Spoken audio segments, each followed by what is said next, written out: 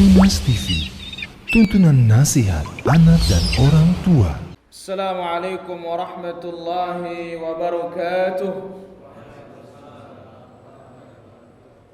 Innal hamdalillah nahmaduhu wa nasta'inuhu wa nastaghfiruh wa na'udzu billahi min shururi anfusina wa min sayyiati a'malina. من يهده الله فلا مضل له ومن يضلل فلا هادي له.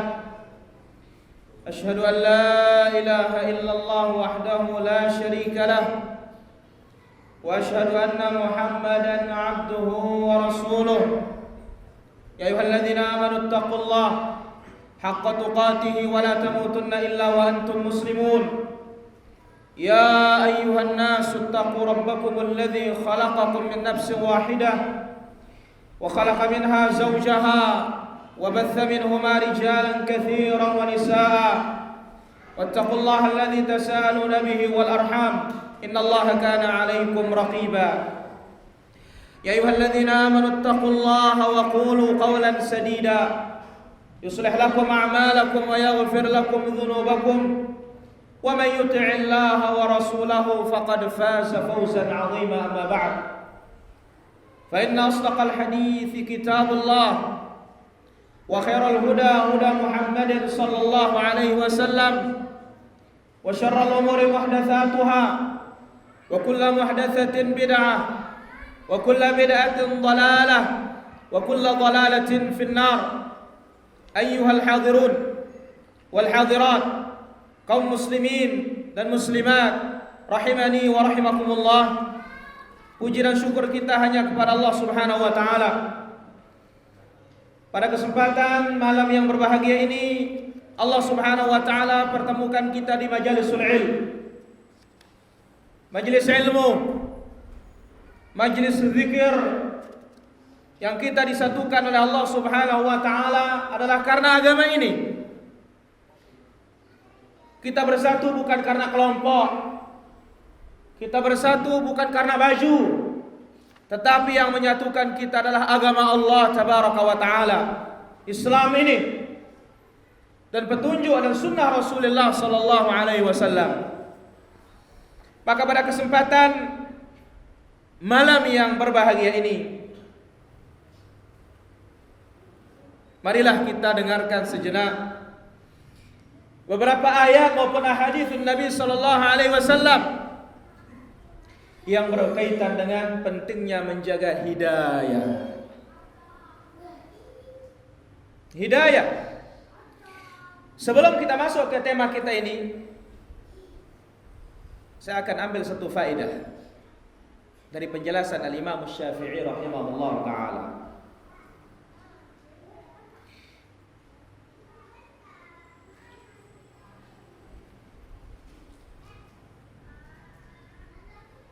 Al-Imam Syafi'i rahimahullah ta'ala berkata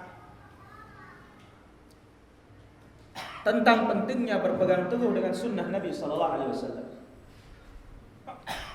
Pentingnya berpegang teguh dengan petunjuk Nabi sallallahu alaihi wasallam. Beliau berkata, "Ma min ahadin", setiap orang di antara kita ini,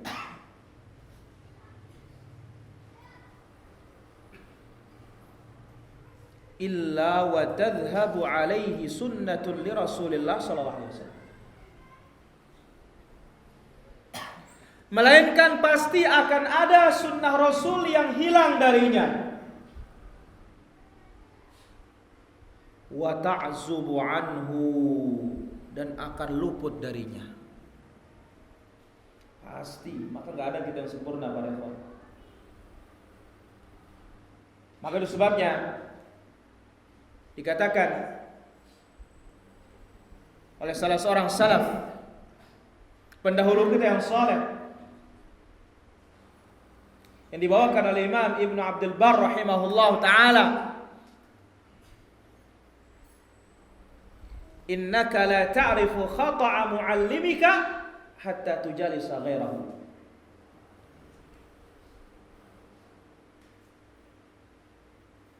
Engkau tidak pernah akan tahu kesalahan gurumu sampai engkau duduk pada guru yang lain.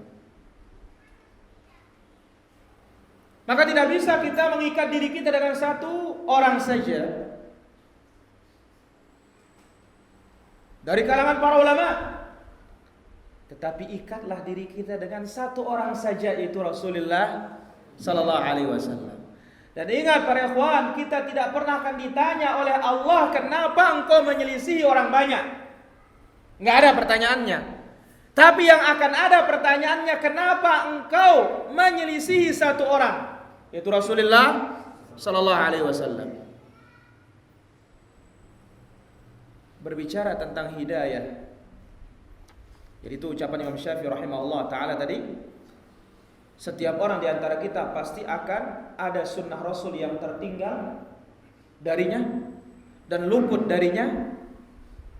Apapun yang aku katakan, kata beliau, atau dasar yang aku letakkan di dalam kitabku, an Rasulullah sallallahu alaihi wasallam khilafa ma qultu, ternyata bertentangan dengan apa yang datang dari Rasul sallallahu alaihi wasallam.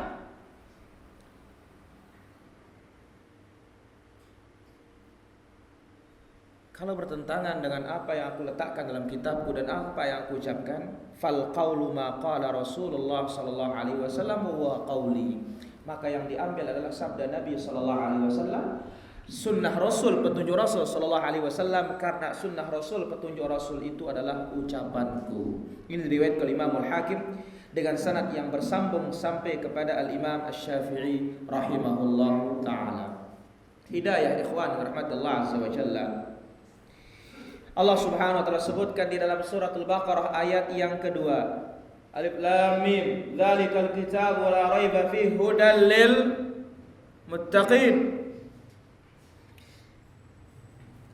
Maka dalam ayat ini dikhususkan huda, petunjuk itu lil muttaqin. Al-Quran ini bagi orang yang bertakwa.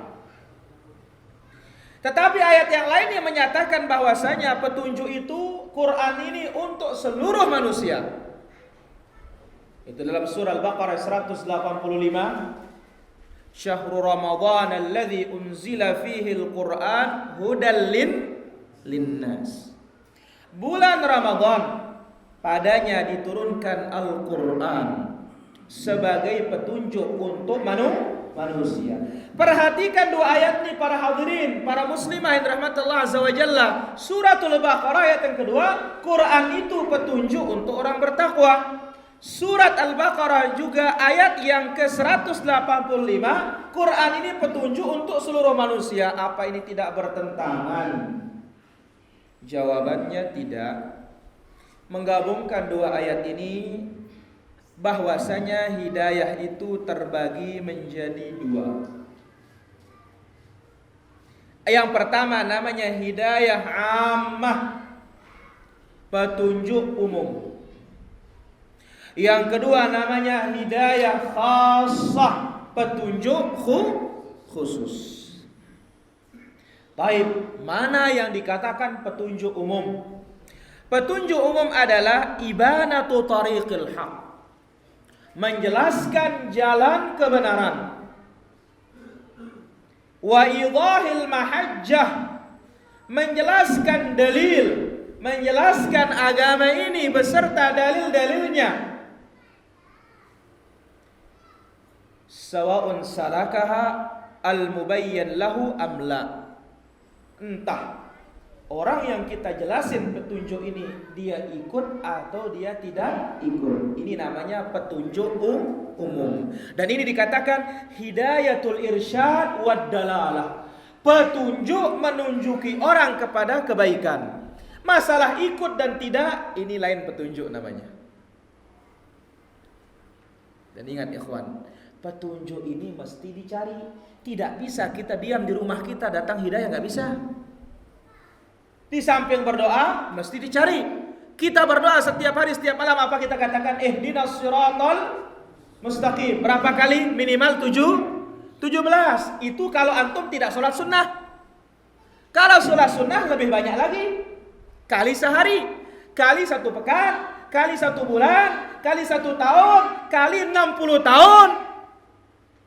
Dan bukan berarti ketika seorang Islam mengatakan ihdinas siratal mustaqim, ya Allah tunjukilah kami jalan yang lurus, bukan berarti orangnya sesat karena dia muslim, enggak. Tapi ini menunjukkan hidayah itu berkelas-kelas. Dan hidayah ini sangat banyak kita butuhkan. Ada orang dapat hidayah segi akidah tauhid yang benar, akidahnya Nabi dan sahabatnya, tapi belum tentu dapat hidayah dalam bab yang lain. Ada orang dapat hidayah segi salat, sallu kama ra'aitumuni usalli, salat seperti salat Nabi, tapi zakat belum dapat hidayah. Maka kita terus butuh hidayah para ikhwan. Maka lihat Nabi SAW. Yang nanti kita bacakan insyaallah azza wa jalla. Jadi ini yang pertama namanya hidayatul irsyad. Dan ini namanya hidayah ammah, petunjuk umum, yaitu menjelaskan kebenaran. Masalah ikut dan tidak ini butuh hidayah lain. Maka dalam Al-Quran dijelaskan masalah petunjuk ini. Dan petunjuk ini dimiliki oleh siapa saja, khususnya para nabi, para rasul, para duat, para da'i. Dia menunjuki orang kepada kebenaran. Dimiliki oleh Allah, dimiliki oleh para nabi. Ini semua punya namanya hidayah ammah, petunjuk secara umum ini. Atau dikatakan hidayatul irsyad, petunjuk untuk menunjuki orang kepada kebenaran. Ikut atau tidak lain urusan. Baik. Allah berfirman dalam surah Fussilat ayat 17, wa amma thamudu fahadainahu. Adapun kaum Tsamud kami berikan mereka petunjuk. Ai bayyana lahum tariqal haq. Kami jelaskan kepada mereka jalan kebenaran melalui lidahnya Nabi Allah Saleh alaihi salatu wassalam. Padahal Tsamud tidak mau ikut. Enggak ikut para jamaah. Ya. Bidalil lanjutan ayatnya, fastahabbul 'ama 'alal huda. Mereka memilih kebutaan di atas hidayah. Kemudian juga dalam surah Al-Insan ayat yang ketiga, inna hadainahu sabil imma syakiran wa imma kafura. Kami tunjuki mereka jalan yang benar, entah ada yang bersyukur menerimanya, ada juga yang kafir. Ini namanya apa? Hidayah ammah. Dan ini kita punya kewajiban para hadirin rahmatullah azza wa jalla. Ya. Kita punya kewajiban. Kita kasih tahu. Karena Nabi alaihi salatu wassalam dan sebelumnya Al-Qur'an mengatakan kuntum khairu ummatin ukhrijat lin-nas ta'muruna bil ma'ruf. Kalian adalah manusia terbaik yang dikeluarkan oleh Allah Subhanahu wa taala. Ayat ini pertama turun kepada sahabat. Kenapa dia baik? Ta'muruna bil ma'ruf, mengajak orang kepada ma'ruf, wa tanhauna 'anil munkar, mencegah orang dari kemungkaran, wa tu'minuna billah, dan bertauhid, beriman kepada Allah azza wa jalla. Masalah menerima dan tidak ini kembali kepada hidayah al-khassah. Jadi yang kedua namanya hidayah khassah, petunjuk secara khusus, atau dikatakan hidayatut taufiq.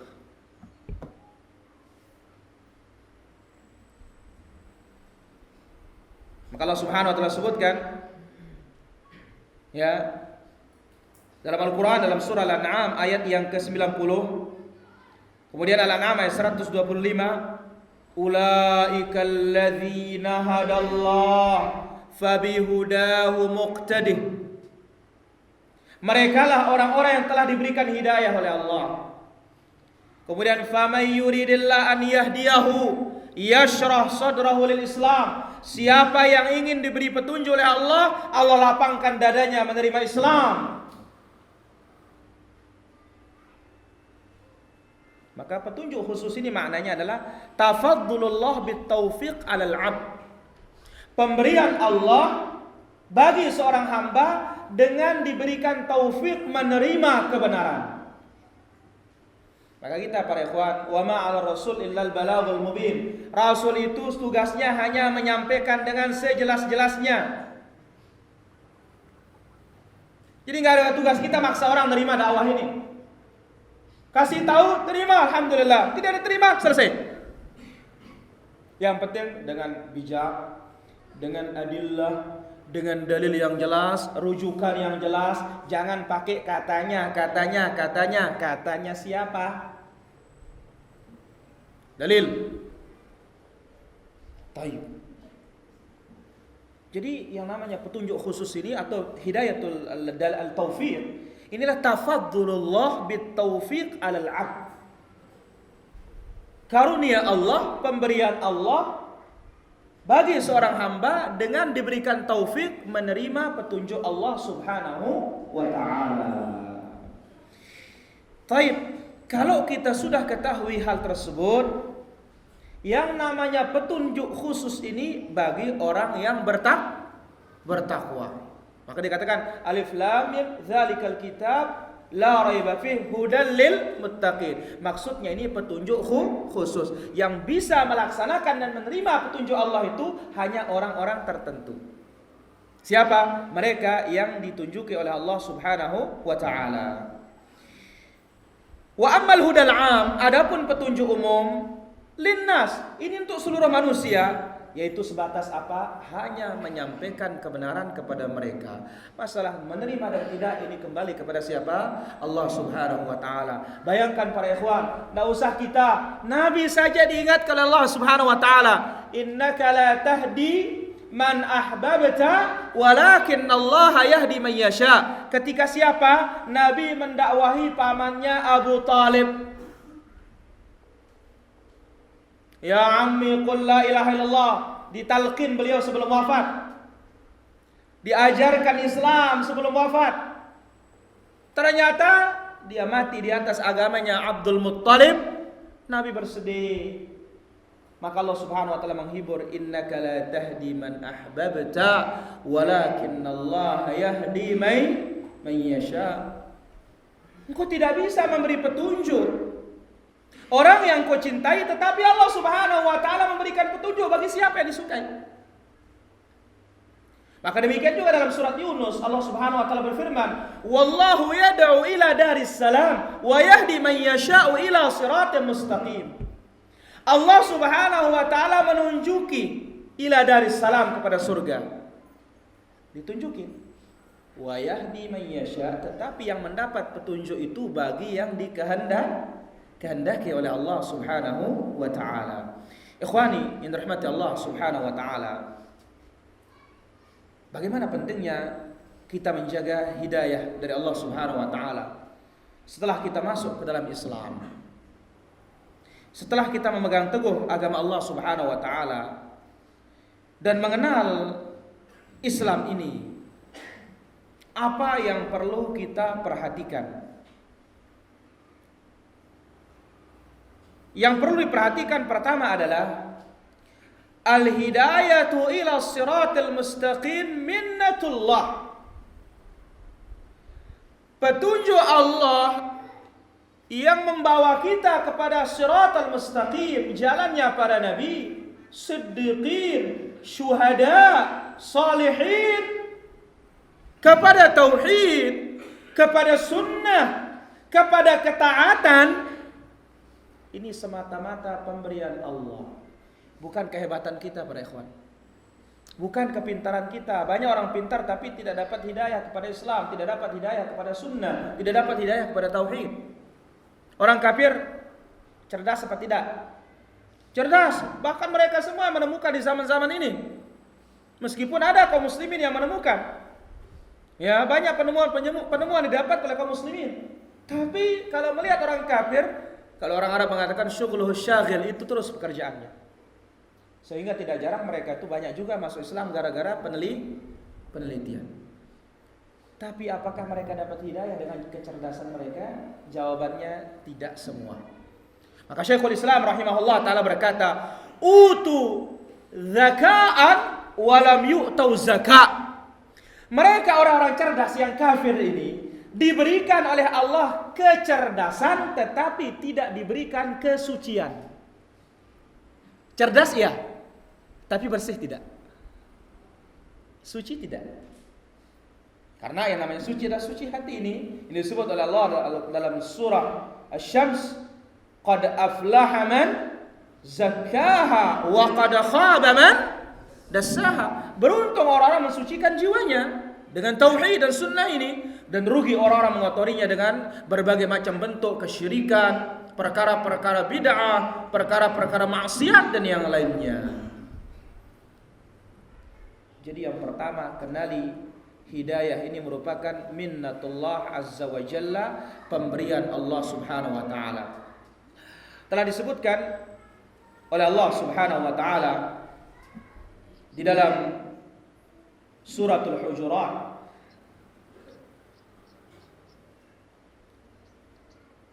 Allah subhanahu wa ta'ala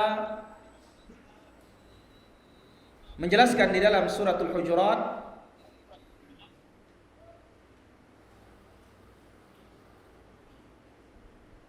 Allah berfirman,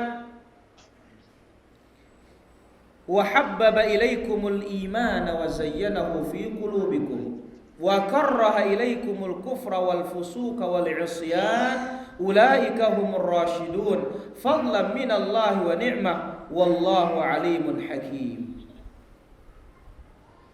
Allah subhanahu wa ta'ala sebutkan, wa'lamu anna fikum rasulullah, ketahuilah di tengah-tengah kalian adalah utusan Allah azza wa jalla. Lau yuti'ukum fi katsirin minal amri la'anittum. Kalau Rasul itu mentaati keinginan kalian, kalian akan kesulitan. Maka ini perhatikan ikhwan, syariat Allah, syariat Rasul memberikan kelapangan kepada kita. Sampai ada kaidah dibuat oleh para ulama kita berdasarkan dalil al-masyaqqatu tajlibu taysir. Kesulitan mendatangkan kemudahan. Wadh-dharuratu tubihul mahdhurah. Darurat bisa membolehkan yang tidak boleh. Jadi syariat Allah Subhanahu wa taala sangat mudah. Inna hadzal dina yusrun, kata Nabi alaihi salatu wasallam. Agama ini mudah. Mana bentuk mudahnya? Ketika kesulitan muncul kemudahan para ikhwan. Antum tidak bisa salat berdiri, boleh duduk. Tidak bisa duduk, boleh terlentang. Musafir tidak mampu puasa, boleh dia berbuka, nanti dia qadha. Wanita hamil menyusui, tidak bisa berpuasa, boleh dia berbuka, cukup dia dengan fidyah. Orang musafir perjalanan sudah sekian kilometer, yang 4 rakaat bisa menjadi 2 rakaat. Bisa dia menjamak salatnya zuhur dengan asar, maghrib dengan isya. Ini apa namanya ini? Kemudahan. Maka andai kata Rasul mengikuti kemauan kita, niscaya akan memberati kita. Maka dalam beragama jangan ikut kemauan diri, tetapi ikut kemauan Allah Subhanahu wa taala dan kemauan Rasulullah sallallahu alaihi wasallam. Karena setiap apa perintah Allah azza wa jalla akan ada kemudahan dari Allah Subhanahu wa taala. Kemudian Allah katakan dalam ayat yang ke-7 ini, ya, walakinnallaha habbaba ilaikumul iman. Tetapi Allah Subhanahu wa taala menjadikan kalian cinta kepada keimanan tersebut. Wa zayyanahu fi qulubikum, dan Allah hiasi iman itu di hati-hati kalian. Wa karraha ilaikumul kufra wal fusuqa wal isyan. Allah jadikan kalian benci terhadap kekafiran, terhadap kefasikan, terhadap kemaksiatan. Ulaika humur rasyidun. Merekalah orang-orang yang mendapat hidayah. Lanjutan ayatnya yang ke-8, fadlan minallahi wa ni'mah wallahu alimun hakim. Ini karunia Allah. Jadi kita bisa mengenyam Islam ini, memegangnya, lebih mendalaminya lagi, mengetahui sunnah Nabi sallallahu alaihi wasallam, petunjuk Nabi sallallahu alaihi wasallam dalam segala hal. Ini karunia Allah. Ini pemberian Allah ini para jamaah. Dan nikmat Allah. Maka lanjutan ayat mengatakan di akhirnya wallahu alimun hakim. Allah Maha tahu dan Allah Maha bijak. Siapa yang cocok dapat hidayah dikasih hidayah, yang tidak cocok dapat hidayah hendak dikasih hidayah oleh Allah Subhanahu wa taala. Ya jamaah, kerabat Nabi sallallahu alaihi wasallam. Kerabat Nabi. Kerabat Nabi SAW, ibunya kah, bapaknya kah, pamannya kah, tidak dikasih hidayah sama Allah. Padahal dia Nabi yang paling mulia. Tapi heran, kok orang Ethiopia budak hitam dapat hidayah? Bilal. Kemudian yang dari Persia, Salman Al-Farisi bisa dapat hidayah. Abu Jahal, Abu Lahab nggak dapat hidayah. Maka suatu ketika para sahabat duduk-duduk dan menyebut nasab-nasab mereka, membanggakannya. Langsung Nabi SAW marah. Ya, apa kata Nabi SAW? Da'uha fa innaha muntinah. Tinggalkan menyebut nasab ini. Ini adalah busuk. Kenapa? Dia membanggakan moyang-moyang mereka yang kafir. Maka langsung Nabi SAW mengatakan, Salmanu minna alul bait. Salman Al-Farisi dari kami, dia alul bait, keluarga kami. Sampai syair mengatakan, laqad rafa'al islamu Salman Farisi wa wada'an nasib Aba Jahlinil Qurashi. Islam telah mengangkat seorang Salman yang dari Persia dan menjatuhkan yang punya nasab tinggi, ada hubungan dengan Nabi SAW, Abu Jahal, padahal orangnya Quraisy. Quraisy ini nasab yang paling tinggi. Maka itu sebabnya Nabi SAW dipilih dari bangsa Quraisy, karena itu nasab yang paling tinggi sehingga tidak ada celaan dari musuh-musuh Rasulullah SAW. Tetapi bukan itu untuk membanggakan diri kita.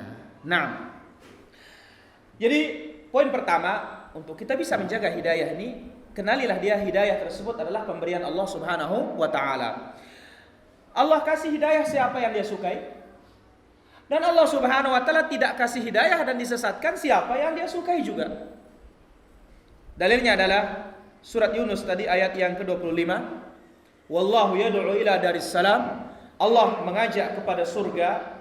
Wa yahdi man yasha, tetapi Allah kasih hidayah siapa yang dia sukai, ila siratim mustaqim, kepada jalan yang lurus. Maka selalu minta hidayah para ikhwan. Dan sedikit saya singgung tadi, hidayah gak bisa datang kalau diam saja. Sebagaimana Allah Subhanahu wa taala sebutkan tentang Nabi Allah Ibrahim, inni dzahibun ila rabbi sayahdin. Aku pergi menuju Tuhanku, dia akan aku memberi hidayah. Maka hidayah ini perlu dijemput, perlu kita berjalan mencarinya.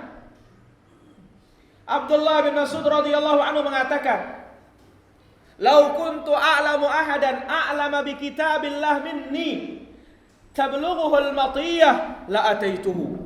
Andai kata aku mengetahui ada orang yang lebih alim dari diriku tentang Al-Quran, karena Ibnu Mas'ud ini menimba Al-Quran langsung dari mulut Nabi sekian puluh surat. Surat Al-Quran 114, 70-an itu langsung diambil dari mulut Nabi yang mulia, sisanya diambil dari sahabat yang lain. Maka beliau mengatakan, andai kata aku tahu ada orang yang lebih alim tentang Al-Quran dari diriku dan bisa kendaraan sampai di tempatnya, aku akan datangi tempatnya dengan berkendaraan. Kita Masya Allah di Berauni, ya serba banyak fasilitas kita. Tidak ada motor bisa numpang, tidak ada mobil bisa numpang. Adakah uzur kita di hadapan Allah nanti para jamaah? Kalau sudah seperti ini, sulit ada uzur. Ya, televisi tinggal dibuka, ada televisi dakwah. Radio tinggal dibuka, ada radio dakwah. Kemana antum lari nanti hari kiamat? Hujjah sudah tegak. Baik, dalil yang lain. Dalam surat Fatir ayat yang ke-8, afaman zuyyina lahu su'u amalihi fara'ahu hasana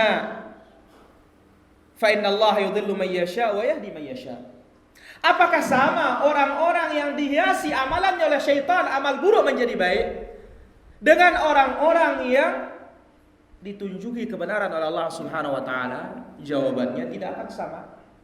fa innallaha yudhillu man yasha. Allah sesatkan siapa yang Dia kehendaki, wa yahdi man yasha, dan Allah tunjuki siapa yang Dia kehendaki.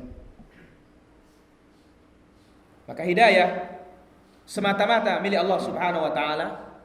Alangkah butuhnya kita kepada hidayah, dan alangkah butuhnya kita terus minta hidayah kepada Allah Subhanahu wa taala.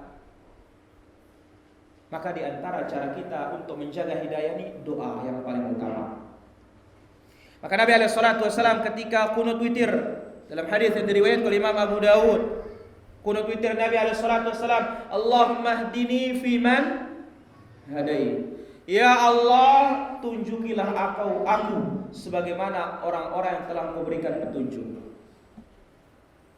Kemudian juga dari hadis Ali radhiyallahu an yang diriwayatkan oleh Imam Muslim rahimahullah taala dalam sahihnya, ya Ali, wahai Ali, qul, katakanlah, Allahumma hdini, Allahumma arzuqni al-huda was-sadad.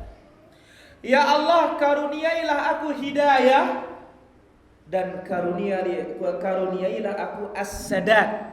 Apa arti sadad? Ketepatan dalam beramal sesuai dengan amalannya Rasul. Ini namanya sadad.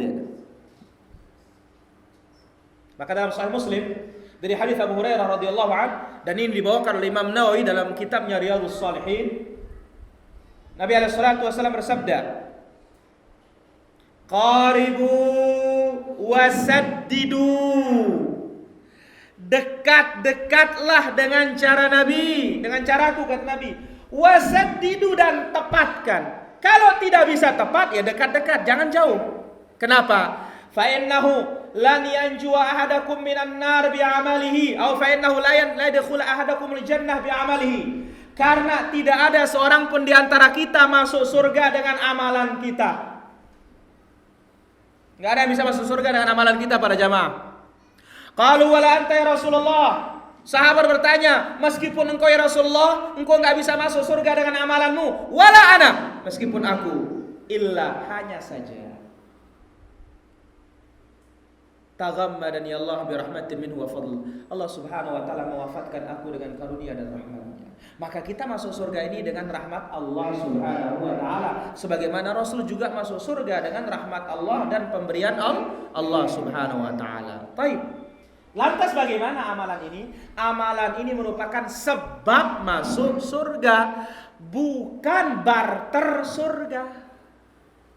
Jadi kalau mau beli surga dengan amalan kita, nggak pernah bisa beli, para jamaah. Kenapa? Dalam Sahih Al-Bukhari, Nabi alaihissalatu wassalam bersabda, la mawdi'u sautin fil jannati khairum minad dunya wa ma fiha. Tempat cemeti di dalam surga lebih baik dari dunia dan seisinya. Tempat cemeti saja nih, para jamaah. Antum mau bayar pakai salat. Salat kita kalau benar ya. Sedangkan Nabi bersabda dalam hadis yang sahih, ya, dalam hadis dari Imam Al-Bukhari, innar rajul la yansarifu min salatihi la yuktabu lahu illa ushruha aw tuswaha aw thumnuha aw subuha aw sudusuha aw khumsuha aw rubuha aw thuluthuha aw nusfuha. Seorang keluar dari salat, dia bisa dapat 1/10 pahala, 1/10 para jamaah. Atau ada yang 1/9, 8, 7, 6, 5, 4, 3, paling banyak setengah itu untung. Kenapa?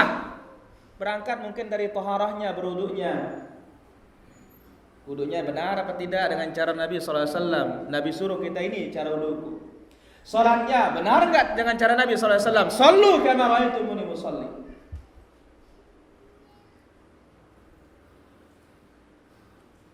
Hidayah, minta petunjuk kepada Allah Subhanahu wa taala, wassadad, dan ketepatan. Enggak bisa tepat, ya dekat-dekat. Kemudian juga Nabi alaihissalatu wassalam berdoa ketika perang Khandaq. Ini riwayat oleh Imam Al-Bukhari dan Muslim. Allahumma laula anta mahtadaina wala tasaddaqna wala sallaina. Ya Allah, kalau bukan karena Engkau, kami tidak mendapat hidayah, kata Nabi. Kami tidak bisa bersedekah. Kami juga tidak pernah akan bisa sholat kalau bukan karena Engkau, ya Allah. Maka ketika azan memanggil hayya 'alas shalah, apa jawaban kita? La haula wala quwwata illa billah. Boleh hayya 'alas shalah, tetapi yang lebih munasib, lebih layak la haula wala quwwata illa billah. Kenapa? Coba perhatikan artinya. La haul wala quwwah, tidak ada daya dan upaya serta kekuatan kecuali dengan Allah. Meskipun 1000 kali dipanggil kita, tapi tidak ada kekuatan yang membantu kita datang ke masjid, kita nggak bisa datang ke masjid. Banyak orang dengar azan tapi nggak datang ke masjid para jamaah. Padahal dia bilang badannya sakit, enggak sakit, sehat. Ada waktu. Tapi apa? Kekuatan. Maka itu sebabnya dalam suratul Fatihah, iyyaka na'budu wa iyyaka, hanya kepadamu ya Allah kami beribadah dan hanya kepadamu ya Allah kami minta pertolongan. Di sini ibadah dikaitkan dengan pertolongan. Kenapa? Kita kalau mengandalkan diri kita nggak bisa berbuat kalau bukan pertolongan Allah Subhanahu wa taala. Maka Nabi berdoa di zikir pagi dan petang, ya Hayyu ya Qayyum bi rahmatika astaghfir aslih li sya'ni kullahu wa la takilni ila nafsi tarfat ain. Ya Hayyu, wahai yang maha hidup, wahai yang maha qayyum, mengurus urusan hambanya. Birahmatika, dengan rahmatmu aku minta tolong, perbaiki segala urusanku, jangan engkau serahkan aku kepada diriku sedikit, sekejap mata pun jangan. Apa rahasianya kok disebut sekejap mata? Antum perhatikan tentang kisahnya Nabi Allah Sulaiman bersama Ifritul Jin. Nabi Sulaiman minta siapa yang mampu mendatangkan istananya Balqis secepat mungkin. Apa kata Ifrit? Saya, sebelum engkau berdiri dari tempatmu ini. Ada yang ngomong lagi yang diberikan kitab, ana ati qabla an yartadda ilaika tarfuk, sebelum matamu kembali dari pejamannya. Sebelum berkedip, sebelum menutup, saya bisa datangkan dia. Dijelaskan oleh para ulama i'jazul ilmi, i'jazul Quran, di antara keajaiban Al-Quran, dihitung berapa kecepatan yang bisa ditempuh dengan kejapan mata ini saja. Jarak yang bisa ditempuh ternyata sangat jauh para jamaah. Jarak antara Palestina sampai Sabah, Yaman. Kemudian dari Sabah itu balik lagi ke Palestina. Itu yang bisa ditempuh dengan satu kedipan mata. Maka Nabi berdoa, ya Hayyu ya Qayyum rahmatika aslih li sya'ni kullahu wa la takilni. Jangan kau serahkan aku ya Allah kepada diriku sekejap mata, jangan. Karena apa? Sekejap mata itu jauh juga. Maka ikhwan rahmatullah azza wa jalla, hidayah itu di tangan Allah Subhanahu wa taala. Dialah memberi hidayah kepada orang yang dia sukai, kepada orang yang dia cintai. Kalau kita tidak diberikan hidayah oleh Allah kepada siratal mustaqim, kita akan sesat di dunia ini. Ya. Karena dunia ini penuh dengan fitnah. Ya. Maka Nabi mengajarkan kita doa perlindungan di akhir tasyahud, setiap tasyahud akhir, baik salat sunnah maupun salat wajib. Allahumma inni a'udzubika min azabi jahannam wa min azabil qabri wa min fitnatil ini dia nih. Wa min fitnatil mahya wal mamat, dari fitnah kehidupan dan kematian. Kalau kematian 3 fitnahnya, man rabbuka wa ma dinuka wa man nabiyuka. Dan yang 3 ini jangan Anda anggap enteng para hadirin. Nabi alaihi salatu wasallam bersabda dalam hadis yang sahih, innakum tumtahanuna fi kuburikum qariban min fitnatid dajjal aw asyad. Kalian akan diuji dalam kuburan kalian, mirip ujiannya seperti ujian ketika datangnya Dajjal. Yang mana fitnah Dajjal adalah fitnah terbesar sepanjang masa dalam sejarah manusia.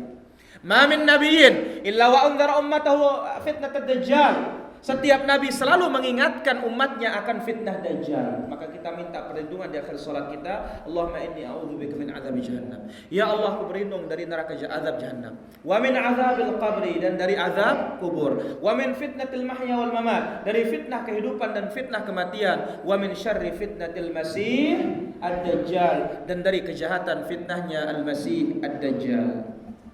Jadi dunia banyak fitnah. Was-sawarib, banyak penghalang yang memalingkan kita. Kasyaitan, syaitan terutama. Nabi alaihissalatu wassalam bersabda dalam hadis yang sahih, "Inna syaitan yaq'udu li ibni Adam bi atruqihi." Syaitan itu duduk untuk mengganggu anak Adam bi atruqihi, di seluruh jalan. Seluruh jalan kita. Karena dia telah bersumpah dalam Al-Quran, ya, dia telah bersumpah dalam Al-Quran sebagaimana dalam surat Al-A'raf ayat yang ke-16 sampai 17. Qala fa bima aghwaytani la aqudanna lahum siratakal mustaqim. Ya Allah, karena Engkau telah menyesatkan aku akan ganggu mereka, aku akan duduk mengganggu mereka dari jalan yang lurus. Aku akan tahan mereka. Tsumma la'atiyannahum min baini aydihim, aku akan ganggu dari depan mereka. Wa min khalfihim, dari belakang mereka. Ya.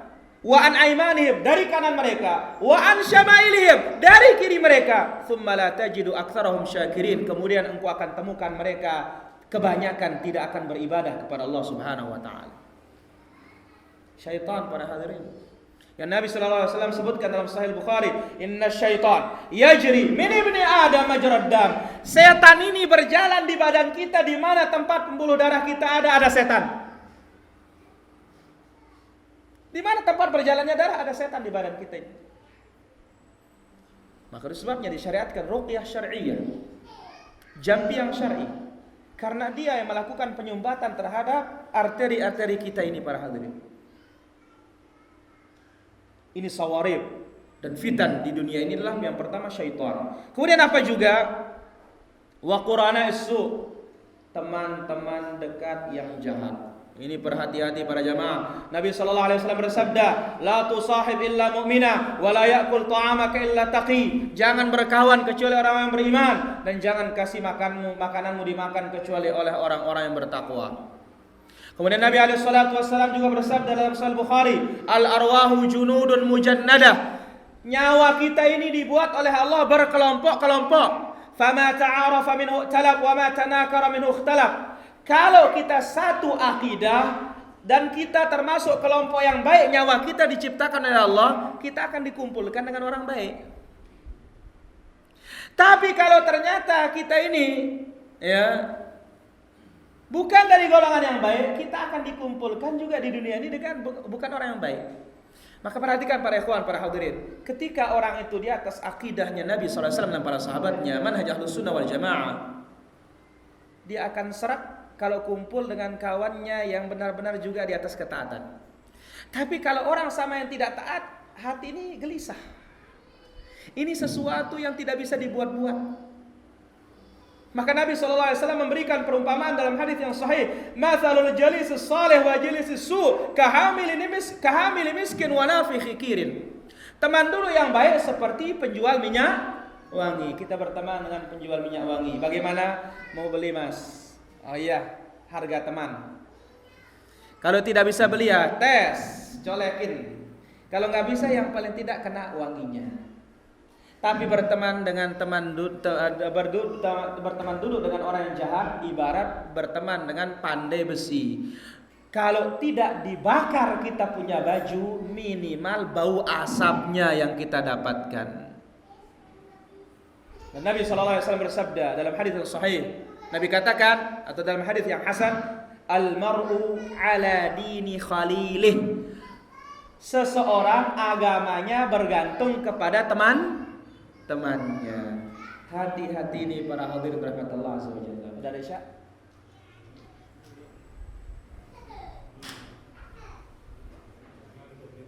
Berapa? 3 menit lagi. Baik. Kita lanjutkan. Jadi sawarif dan penghalang syaitan. Wa qurana'is su, teman-teman yang buruk. Wa nafsul ammarah bisu. Kemudian nafsu ammarah. Jiwa yang selalu memberontak, yang menyuruh kita untuk berbuat jahat. Maka Allah Azza wa Jalla sebutkan dalam Al-Quran, Inna nafsa la ammaratun bisu. Maka itulah dalam khutbah hajah yang diriwayatkan oleh Imam Muslim dalam sahihnya, Nabi berkhutbah yang kita bacakan tadi, Innal hamdalillah nahmaduhu wa nasta'inuhu wa nastaghfiruh wa na'udzu billahi min syururi Ini dia doa kita pada jamaah.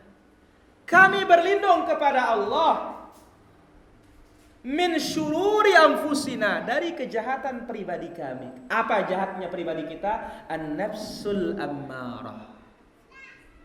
Maka itu sebabnya terkadang bulan Ramadan orang banyak juga maksiat para jamaah. Padahal syaitan telah dibelenggu.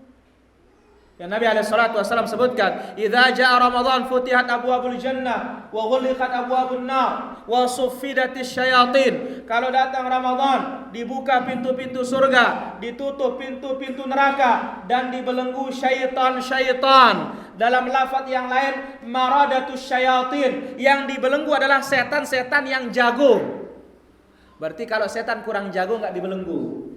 Tapi ternyata kalau orang Islam bisa maksiat di bulan Ramadan, berarti lebih lemah dari setan jago, dari setan lemah. Buktinya apa? Yang dibelenggu yang jago-jago. Kalau tidak jago menggoda, tidak dibelenggu sama Allah Subhanahu wa taala. Maka dari satu sisi ini yang menyebabkan masih saja umat Islami ada yang maksiat di bulan Ramadan, di samping adanya an-nafsul ammarah bisu, jiwa yang memerintahkan seorang untuk berbuat jahat. Maka khutbah hajah yang tadi sangat bermanfaat. Wa na'udzu billahi min syururi anfusina wa min sayyiati a'malina. Kami berlindung ya Allah kepadamu dari kejahatan pribadi kami, ini jiwa, dan dari keburukan amal-amal perbuatan kami. Walihada qala, oleh karena itu ulama kita mengatakan, laisal ajabu mimman halaka kaifa halak. Bukanlah suatu yang mengherankan orang celaka bisa celaka. Ini enggak mengherankan para hadirin. Tidak mengherankan penduduk neraka itu banyak. Walakinnal ajabu mimman naja kaifa naja. Yang mengherankan itu orang bisa selamat, bagaimana bisa selamat. Ini yang perlu dipertanyakan. Kok bisa selamat? Kenapa bisa selamat? Nanti kita akan sampaikan pada sesi kedua setelah kita sholat isya, insyaallah. Saya kira demikian kajian kita pada kesempatan malam ini. Wassallallahu ala nabiyina Muhammad wa ala alihi wasallam. Walhamdulillahi rabbil alamin. Assalamualaikum warahmatullahi wabarakatuh. Alhamdulillah wassalatu wassalamu ala man la nabiyya ba'dah, amma ba'd. Kaum muslimin dan muslimat rahimani wa rahimakumullah. Sebelum kita lanjutkan kajian kita, maka di antara yang bermanfaat yang akan kita dapatkan setelah kita meninggal dunia dan akan berkelanjutan pahalanya adalah al-infaq fi sabilillah. Berinfak di jalan Allah Subhanahu wa taala. Salah satunya adalah dalam mengembangkan dakwah sunnah dan agama Allah Subhanahu wa taala. Maka kami ingatkan bagi para hadirin, kalau ada kotak amal dijalankan, kita bisa untuk menyimpan untuk akhirat kita seberapa yang kita punya, supaya pertanyaan di hari kiamat lebih mudah kita jawab. Karena apa? Akan ditanya 4 perkara sebelum kedua kaki kita bergeser dari tempat berdirinya. Di antaranya wa an malihi, hartanya, min aina iktasabahu wa fima anfaqah, dari mana dia dapat dan kemana dia salurkan. Maka mari para hadirin, kami mengajar di majelis ini, ya, ada kotak amal, masukkan. Ya, kotak infak, masukkan. Nah, kita lanjutkan. Tadi ucapan para ulama kita mengatakan, laisal ajabu mimman halaka kaifa halak. Bukanlah suatu yang mengherankan orang binasa kok bisa, bagaimana bisa binasa. Ini tidak mengherankan. Walakinnal ajaba awil ajabu mimman naja kaifa naja. Tetapi yang sangat mengherankan adalah orang bisa selamat, bagaimana dia bisa selamat? Karena Rasulullah sallallahu alaihi wasallam bersabda dalam hadis yang diriwayatkan oleh Imam Al-Bukhari dan juga Imam Muslim, Nabi bersabda, "Huffatil jannatu bil makarim." Surga diliputi oleh al-makarim, hal-hal yang kita tidak sukai. Kita lagi ngumpulin harta disuruh zakat. Lagi enak tidur dibangunin salat subuh. Lagi musim dingin suruh kenakan air. Dan yang lainnya dari berbagai macam bentuk ibadah ini. Maka itu sebabnya kita ini dikatakan mukallaf. Apa arti mukallaf? Asal dari kata taklif. Apa taklif? Talabu fihi masyaqqah. Kita diminta oleh agama untuk berbuat sesuatu yang ada beratnya. Maka perhatikan dalam sabda Nabi sallallahu alaihi wasallam, "Idza amartukum bi syai'in fa'tu minhu mastata'tum." Kalau aku perintahkan kalian berbuat sesuatu, datangkan semampunya, karena berbuat itu berat. Wa idza nahaitukum fajtanibu. Tapi kalau saya melarang, tinggalkan. Kenapa dikatakan tinggalkan, tidak semampunya? Karena namanya larangan, yang penting tidak berbuat, selesai.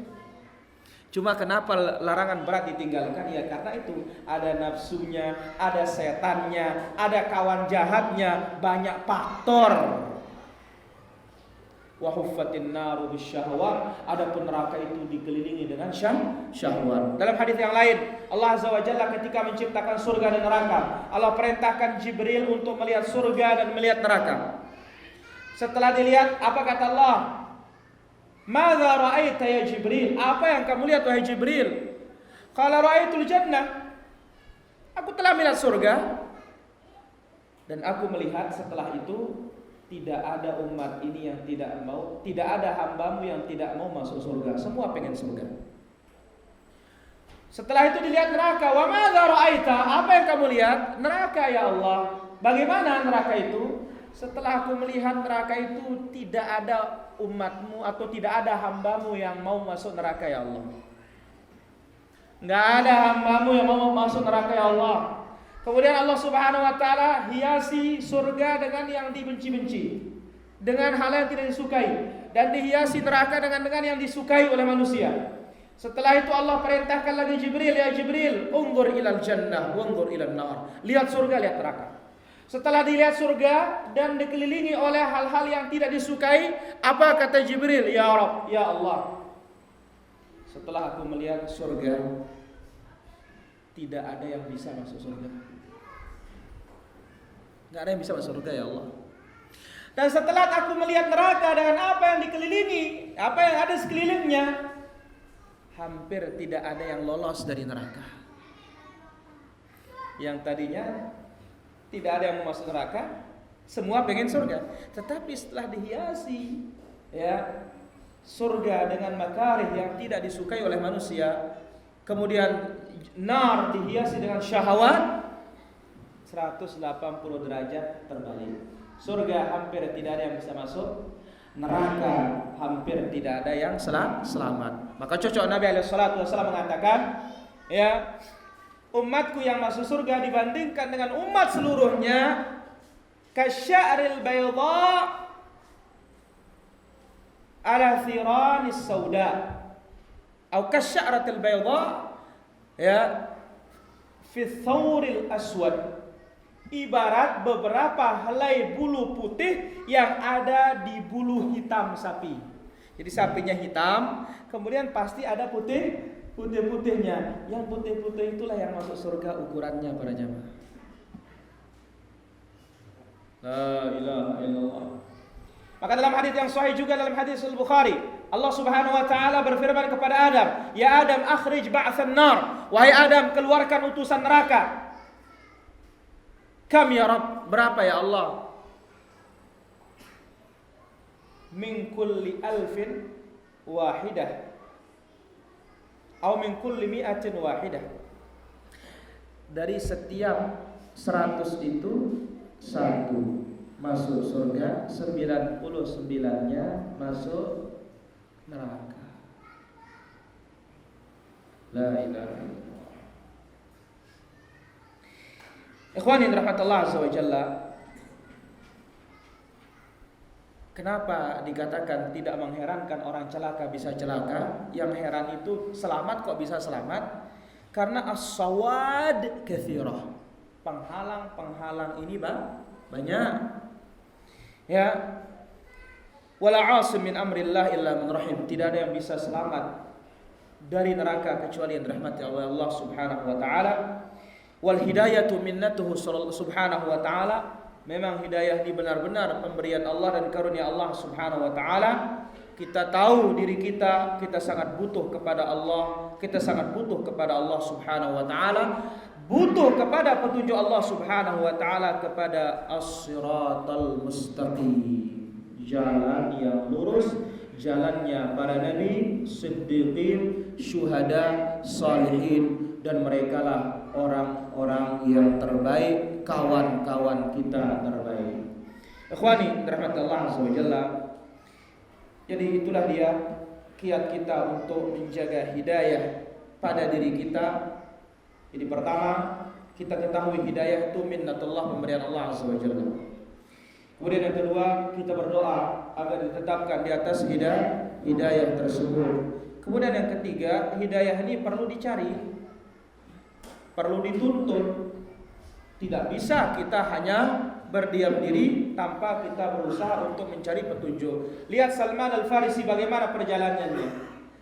Pertama dia Majusi, penyembah api, kemudian pindah ke Nasrani, dari satu pendeta ke pendeta yang lainnya, sampai dia ke Madinah dan sampai menemui Rasulullah sallallahu alaihi wasallam dengan perjalanan yang panjang sehingga dia mendapatkan hidayah dari Allah tabaraka wa taala. Kemudian Al-Imam Abu Hasan Al-Asy'ari rahimahullah, dia sampai pindah akidah itu 2 kali. Akidah pertama Mu'tazilah. Ya, akidahnya orang-orang liberal. Ya. Sekarang new liberal. Ya. Kemudian setelah itu dia pindah dari Mu'tazilah pindah ke Kullabiyah. Dia berada di akidah Mu'tazilah itu selama 40 tahun. Tobat, pindah ke Kullabiyah. Terakhir dia pindah ke mazhab Ahlus Sunnah wal Jamaah. Dan banyak para imam-imam kita seperti itu. Ini menunjukkan apa? Hidayah ini butuh waktu. Dan hidayah ini juga butuh pengorbanan. Dan hidayah ini butuh usaha. Rasulullah SAW berdakwah di Taif, dilempar sama kaumnya. Apa kata Nabi SAW? Ketika ditawari oleh malaikat Jibril, sesungguhnya malaikat gunung siap untuk melaksanakan perintahmu. Kalau mau dijatuhin gunung itu kepada mereka. Apa kata Nabi SAW? Tidak. Dan Nabi berdoa, Allah maghfir li qaumi fa innahum la ya'lamun. Ya Allah, ampunilah kaumku, mereka itu tidak tahu.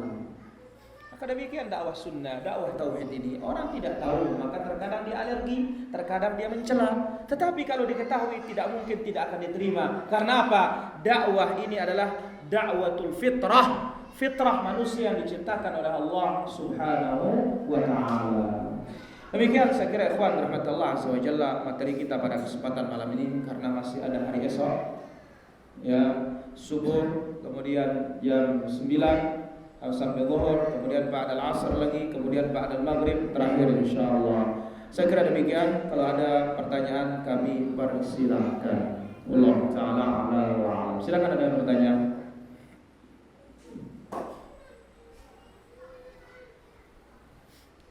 Nah, kebanyakan orang-orang mengatakan bahwa yang penting masuk Islam saja. Di yang penting masuk Islam, artinya dia bisa masuk surga. Sekalipun dia diturunkan ke neraka dulu kan. Banyak manusia beragama seperti itu. baik, kita katakan benar, siapa yang Islam insyaallah masuk surga. Cuma Nabi SAW bersabda dalam hadis Al-Bukhari. Nabi SAW bersabda, "Kullu ummati yadkhuluna al-jannata illa man aba." Semua umatku ini masuk surga kecuali yang tidak mau. Qalu ya Rasulullah man ya'ba? Ya Rasulullah, siapa yang tidak mau? Aneh kan ini yang masuk surga tidak mau para jamaah. Qala man ata'ani dakhala al-jannah wa man 'asani faqad aba. Siapa yang taat kepadaku dia masuk surga, yang tidak taat maka itu yang namanya enggan. Sekarang kita bertanya kepada diri kita masing-masing, tidak usah bertanya kepada orang. Karena Allah Azza wa Jalla menyebutkan, balil insanu ala nafsihi basirah. Orang itu lebih tahu tentang dirinya. Orang boleh mengatakan kita fasik, orang boleh mengatakan kita itu alim, soleh, tetapi kita lebih tahu dengan Allah Subhanahu wa taala. Kita lebih tahu tentang diri kita dengan Allah Subhanahu wa taala daripada orang lain. Maka apa? Seberapa tingkat kedekatan kita kepada Rasul, seukuran itulah kadar kita akan dimasukkan ke dalam jannah Allah Subhanahu wa taala. Seberapa jauhnya kita dari petunjuk Rasul, maka seperti itulah kita jauhnya dari surga Allah Subhanahu wa taala. Tapi ingat, orang masuk Islam betul akan pasti masuk surga. Cuma sekarang Islamnya benarkah atau tidak? Kan ini yang perlu dipertanyakan. Hadza wallahu ta'ala a'la wa a'lam. Silakan, ada lagi? Ya. Assalamualaikum warahmatullahi wabarakatuh. Bicara tentang hidayah, tidak sedikit masyarakat kita ada yang menyampaikan bahwa toh semua yang dilakukan manusia itu kehendak Allah. Ketika dia bermaksiat, terkaitnya sudah kehendak Allah. Apalagi tadi terkait hidayah khasah, itu pemberian yang Allah tentukan, siapapun yang Allah kehendaki. Nah, bagaimana dengan fenomena pemikiran masyarakat yang seperti itu, Ustaz? Yang dia katakan bahwa ya mereka bermaksiat itu sudah kehendak Allah, mereka merampok ya itu sudah ketentuan Allah, dan lain sebagainya. Jazakallah Ustaz. Pertama, al-ihtijaj bil qadar ala ma'asillah, berhujjah dengan takdir terhadap maksiat Allah tidak benar. Buktinya apa? Sekiranya orang itu mencuri, lantas dia begitu kepergok, ketangkap, dia mengatakan ini kehendak Allah. Tapi sekarang kita curi lagi barangnya dia.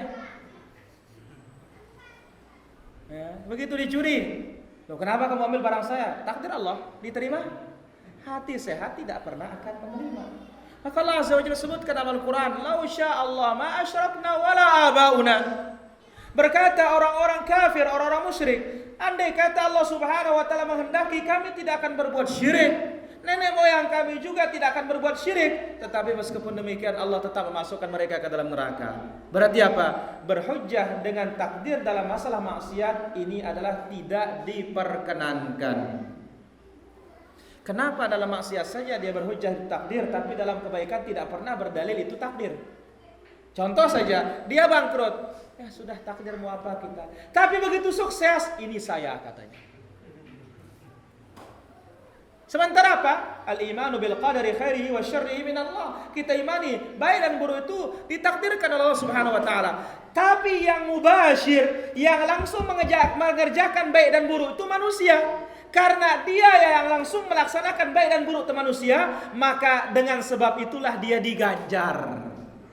Baik surga, buruk neraka. Kemudian tidak bisa berhujjah dengan takdir dalam masalah maksiat ini. Kenapa? Karena Allah telah menjelaskan kebaikan dan Allah telah menjelaskan keburukan. Sekarang Allah utus para rasul. Rusulan mubasysyirin wa mundhirin li'alla yakuna lin-nasi 'ala Allahi hujjatun ba'da rusul. Rasul mubasysyir, membawa berita gembira bagi yang taat surga, wa mundhirin, berita yang menakutkan bagi yang maksiat neraka. Li'alla yakuna lin-nasi 'ala Allahi hujjatun ba'da rusul, supaya jangan ada alasan bagi manusia untuk bermaksiat, dijadikan alasan di hadapan Allah Azza wa Jalla setelah diutusnya para rasul. Kemudian diturunkan juga kitab-kitab. Ini apa? Untuk memutus hujah mereka, bahwasanya mereka telah dikasih tahu ini benar, ini salah, ternyata tetap milih salah. Siapa yang salah? Manusia. Maka tentu yang berbeda hukumnya adalah ketika orang itu tahu hujah atau tidak tahu. Ini saya yang berbeda. Oh, saya belum sampai hujah. Ya lain urusannya di hadapan Allah Azza wa Jalla. Ini telah sampai dalil, lain urusannya di hadapan Allah Subhanahu wa taala. Adapun berdalih ya dengan takdir untuk berbuat suatu keburukan, maka ini tidak ada alasan. Kenapa? Allah sudah jelaskan baik dengan buruk. Faman syaa'a falyu'min wa man syaa'a falyakfur. Siapa yang mau beriman dia beriman, siapa yang mau kafir dia kafir. Ini bukan perintah untuk memilih, tetapi apa? Ini ancaman. Beriman otomatis konsekuensinya surga. Kufur konsekuensinya adalah neraka. Jadi nggak bisa jadi hujah. Jadi diibaratkan oleh para ulama setelah diutusnya Nabi dan Rasul, diturunkannya kitab-kitab, diibaratkan ada dua jalan. Ini jalan ini mulus, tembus, misalkan ke Balikpapan, tembus, aman. Satu jalan rusak, penuh dengan perampok dan yang lainnya, banyak binatang buas yang siap menerkam kita. Sekarang sudah dikasih tahu ini jalan yang mulus, ini yang tidak mulus berbahaya. Pilih yang tidak mulus. Siapa yang salah? Ya manusia seperti itu juga agama ini. Cuma masalahnya sampaikah hujjah atau tidak. Itu yang hanya masalahnya. Adapun berdalih dengan takdir kita ini berbuat keburukan, fahadza ini tidak bisa diterima. Maka di zaman Umar radhiyallahu anhu, zaman Umar menjadi khalifah radhiyallahu anhu, terjadi musim paceklik, panas yang begitu dahsyat. Sampai Umar mengakhirkan pemotongan tangan bagi yang mencuri. Orang mencuri saking sulitnya, maka diakhirkan potong tangan. Tidak dimatikan, diakhirkan. Dia mencuri saking sulitnya. Maka di saat mulai pemotongan tangan, apa kata pencurinya? Ya Umar, sariqtu biqadarillah. Aku ini mencuri dengan takdir Allah, katanya. Apa jawaban Umar? Naqta'u yadaka biqadarillah. Kita potong tanganmu juga dengan takdir Allah Subhanahu wa taala. Dan masalah takdir itu orang kan tidak tahu. Maka Imam Ahmad mengatakan, wal qadaru sirrullah fi khalqihi. Takdir itu rahasia Allah. Kapan kita tahu takdir? Kalau sudah terjadi. Sama dengan, apa gunanya kita beramal saleh capek-capek sholat? Kan sudah ditetapkan surga dan neraka kita. Dari mana ente tahu? Dan tidak mungkin orang masuk surga kalau dia tidak taat, nggak mungkin. Kenapa? Takdir itu punya sebab. Sebagaimana nikah itu sebab mendapatkan anak. Sebagaimana makan itu juga sebab untuk bisa kenyang. Takdir itu punya sebab juga. Maka Nabi SAW bersabda, "I'malu fa kullun muyassarun lima khuliqa lahu." Berbuatlah kalian, setiap orang akan dipermudah menuju takdirnya sesuai dengan yang ditakdirkan oleh Allah Subhanahu wa taala. Orang enggak bisa mengatakan, kalau sudah memang takdir saya masuk surga, saya akan masuk surga. Hal mustahil para jamaah. Ya sekarang sama, kalau memang takdir saya punya anak, tapi tidak nikah, bagaimana? Kalau Allah takdirkan saya akan kenyang, tapi tidak mau makan. Ada tidak bisa, para jemaah. Hada huwa Allah taala ala wa alam.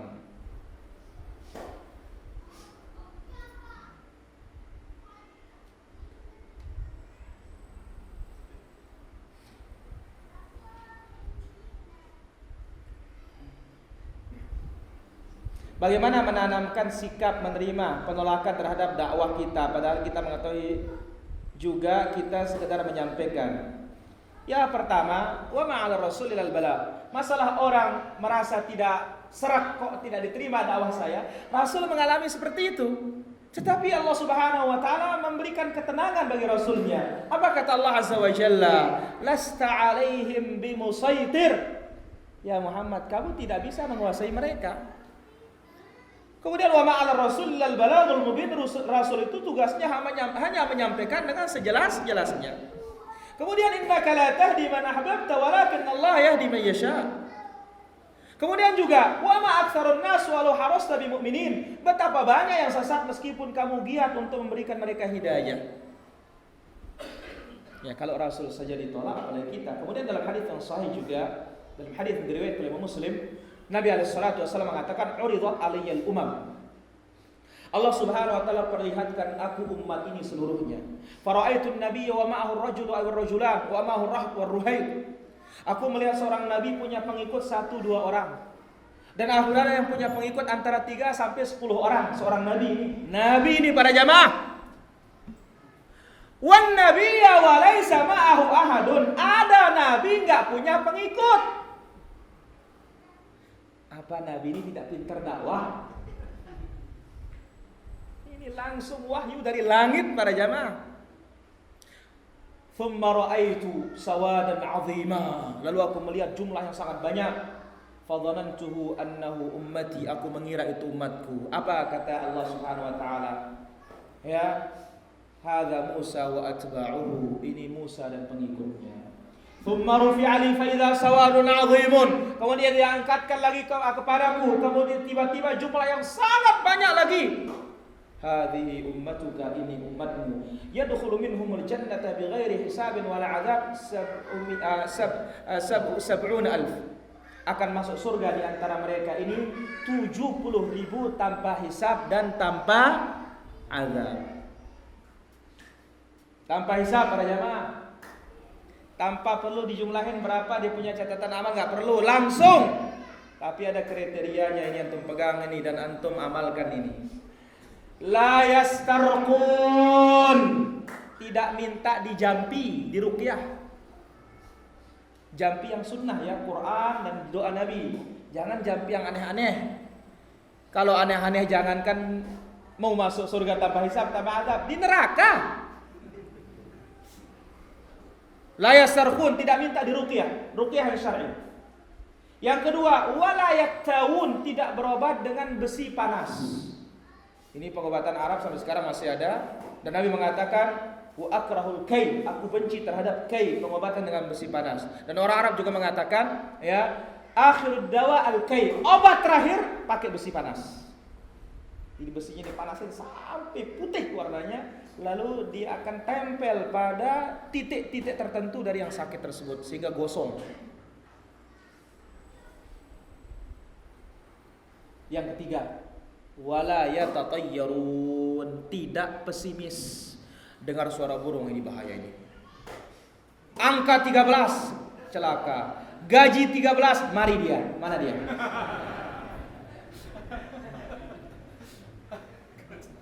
Maka lihat naik pesawat nggak ada angka 13 para jamaah. Ada ya? Nggak ada. Naik hotel nggak ada lantai 13 itu. Di sini tapi. Ya. Tapi anehnya kalau gaji 13, ahlan wa sahlan. Ini kan tidak konsekuen namanya seperti ini. Ya. Ya. Jadi tiga ini perlu dihindari. Wallahu taala ala wa alam.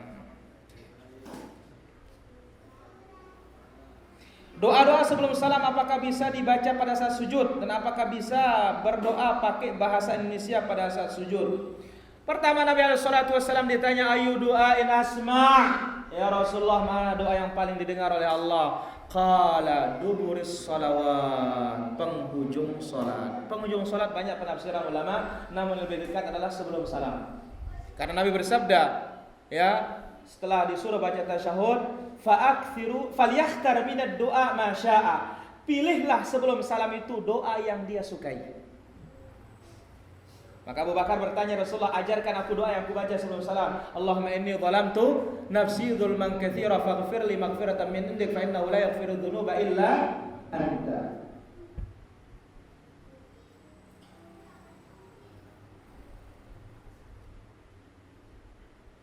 Baik, kita pakai waktu sujud tidak menjadi masalah. Karena apa? Aqrabu ma yakunu al-'abdu min rabbih wa huwa sajid. Hamba paling dekat kepada Allah ketika sujud, dan yang paling mulia dalam seluruh salat itu sujud para jamaah. Karena ini adalah bentuk benar-benar kita menghambakan diri kepada Allah Subhanahu wa taala.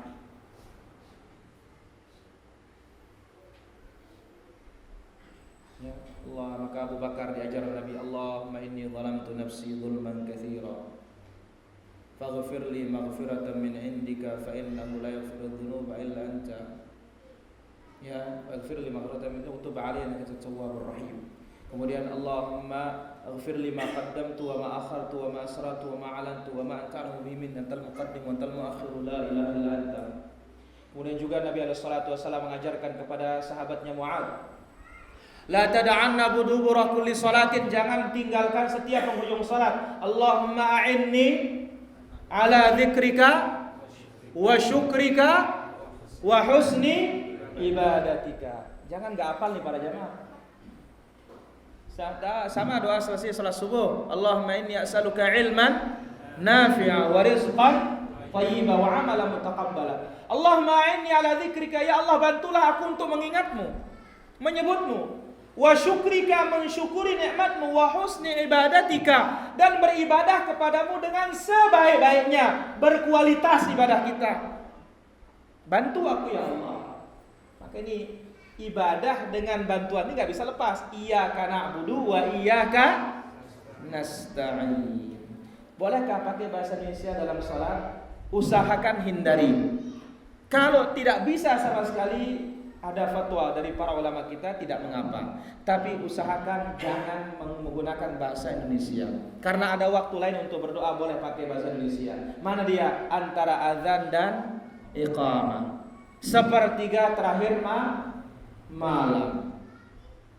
Kemudian selesai sholat asar dari hari Jumat sampai tenggelam matahari. Sebelum berbuka puasa. Ini waktu-waktu mustajab ini para jamaah. Hadza huwa wallahu ta'ala a'la wa a'lam.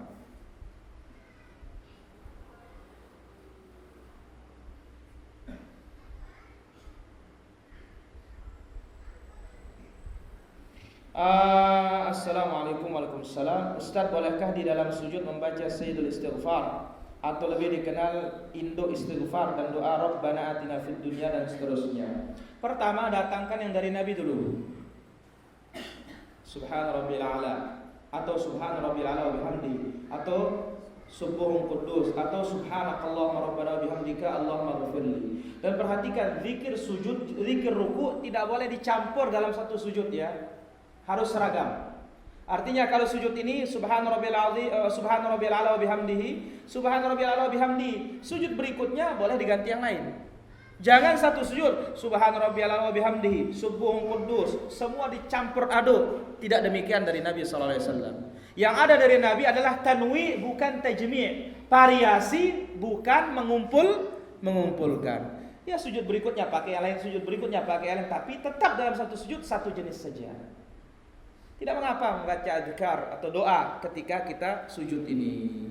Cuma ingat kita sebagai imam perhatikan jangan terlalu lama. Ya, kalau mau panjang-panjang sholat sendiri. Hadza wallahu ta'ala a'la wa a'lam.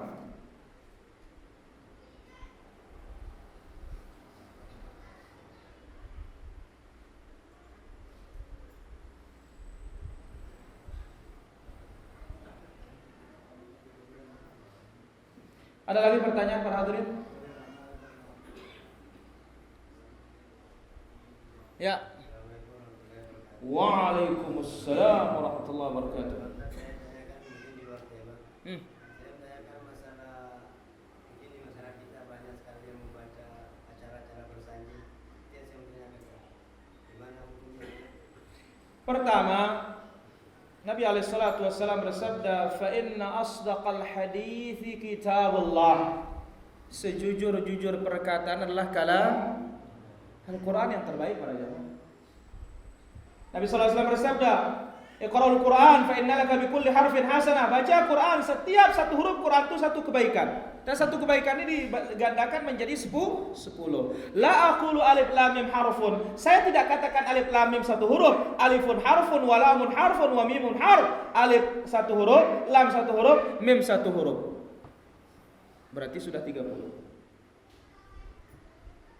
Tapi bagaimana dengan Brazanji? Brazanji ini adalah karangan manusia yang mana orangnya dari Brazanja. Dia yang menulis sirah Nabi, sejarah Nabi. Sejarah Nabi itu bukan dibaca tiap malam ini, enggak. Sejarah Nabi itu dikenal supaya kita bisa mengambil pelajaran. Ini sekarang saking kita sering baca sejarah, lupa Quran. Yang disuruh baca itu Quran para jamaah. Kemudian para ulama kita mengkritisi bahwasanya dalam Brazanji itu ada beberapa lafaz yang gulu, terlalu melebihkan Nabi sallallahu alaihi wasallam, mengkultus Nabi sampai derajat Nabi itu dibuat menjadi derajat Tuhan. Ini tidak boleh dalam agama. Allah berfirman, "Ya ahlul kitab, la taghlu fi dinikum." Wahai ahlul kitab, jangan kalian melebih-lebihi dalam agama kalian. Kemudian Nabi sallallahu alaihi wasallam dalam Sahih Muslim, "La tutruni kama atratin nasara ibn Maryam." Jangan kalian menyanjungku, memujiku berlebih-lebihan sebagaimana orang Kristen memuji Isa bin Maryam berlebih-lebihan. "Innama ana 'abdun." Saya ini hamba Allah. Faqulu 'abdullah wa rasuluh. Katakan hamba Allah dan Rasulullah sallallahu alaihi wasallam. Quran yang terbaik dibaca para hadirin. Tidak ada yang lebih baik. Ya, kenapa kita harus ganti kalam Allah dengan buatan manusia?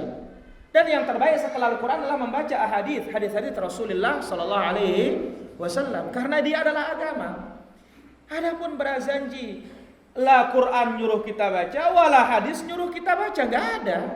Cuma ini hanya kita temukan turun-temurun saja. Nggak ada Quran nyuruh kita baca para jamaah. Wala hadis, satu potong nggak ada. Maka demikian kita katakan hindari. Kenapa? Karena yang bermasalah itu lafaz-lafaz di dalamnya itu mengkultus Nabi sampai mengangkat Nabi sebagai Tuhan. Ini jelas tidak boleh di dalam syariat kita. Hadza huwa wallahu taala ala wa alam. Saya kira demikian kajian kita pada kesempatan malam ini para ikhwan. Besok pagi kita lanjutkan di mana? Besok Al-Bayyinah, indahnya hidup di bawah akhlak yang mulia atau naungan akhlak yang mulia. Insyaallah kita belajar adab. Ya, semoga bermanfaat apa yang kita sampaikan malam ini. Saya mohon maaf sekiranya ada kesalahan, ada kekurangan, dan saya minta ampun kepada Allah Subhanahu wa taala. Kalau ada yang hak, itulah datangnya dari Allah Subhanahu wa taala. Mari kita junjung tinggi dia dan kita ikuti dia. Subhanakallahumma bihamdik, asyhadu an la ilaha illa anta astaghfiruka wa atubu ilaik. Wassalamualaikum warahmatullahi wabarakatuh.